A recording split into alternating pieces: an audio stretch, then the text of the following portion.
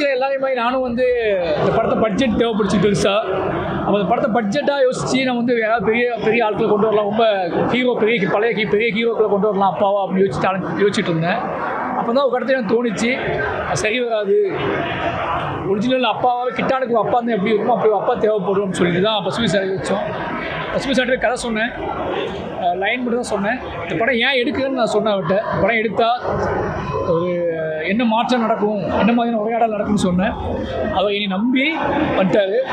எப்படி துருவ உழைச்சாப்பலையோ அதே மாதிரி அவங்க ஈக்குவலாக பசுமை சார் எனக்கு நம்பி ஒரு பெரிய உழைப்பு போட்டார். என் நம்பிக்கையை காப்பாற்றினாரு, நானும் அவர் நம்பிக்கையை காப்பாற்றிருக்கேன்னு நினைக்கிறேன். அது கண்மையானது, அது தப்பாகவும் கண்மையாகலாம், சரியாகவும் கண்மையாகலாம். திருப்பி கண்டிப்பாக அந்த படத்தை பார்ப்பாங்க. தப்பாக கண்மையானவங்க திருப்பி அந்த படத்தை கண்டிப்பாக பார்ப்பாங்க. அப்போது தொடர்ந்து அவங்க என்கிட்ட உரையாடணும்னு அவசியமே கிடையாது. என்கிட்ட உரையாடுறது மூலமாக நான் அடுத்த படத்துக்கு போயிடுவேன். ஒரு படம் உங்களுக்கு புரியுது புரியாமல் போகுது, பிடிக்குது பிடிக்காமல் போகுதுன்னா நீங்கள் திருப்பி உரையாட வேண்டியது அந்த படத்தோடு தான். திருப்பி அந்த படத்தை போய் பார்த்து நம்ம இது என்ன தப்பாக இருக்குன்னு பார்க்கணும், இல்லை நாம் என்ன தப்பாக இருக்குன்னு பார்க்கணும்.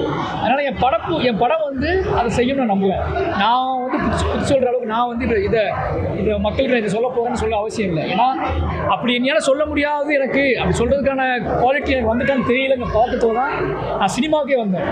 சினிமா மூலமாக சொன்னோம்னா ஈஸியாக கன்வே எடுத்து தான் பண்ணுறேன். என் படங்களை சரியாக பண்ணுறது நான் நம்புவேன். சார், சூப்பர் ஸ்டார் வந்து அவசியம் யாரும் கூப்பிட மாட்டாரு. நீங்கள் வந்து அவர் கூப்பிட்டு வந்து பாராட்டுற அளவுக்கு வந்துட்டு அவர் ஒரு மனுஷன் இது பண்ணிக்கிறீங்க. அது வந்து சூப்பர் ஸ்டாரை வச்சு ஏதாவது பண்ணுற மாதிரி ஐடியா இருக்காது?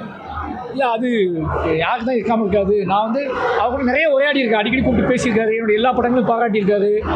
அது நடக்கணும். நடந்தால் என்னோட படைப்பு இப்படி தான் இருக்கும், என்னோடய கதைகள் இப்படி தான் இருக்கும், என்னோடய வேலை செய்கிறது இப்படி தான் இருக்கும். என்னோட எல்லா விஷயத்தையும் நம்பி அவர் வந்தாருன்னா அவர் நம்பிக்கை நான் காப்பாற்றுற மாதிரி படங்கள் பண்ணுவேன்.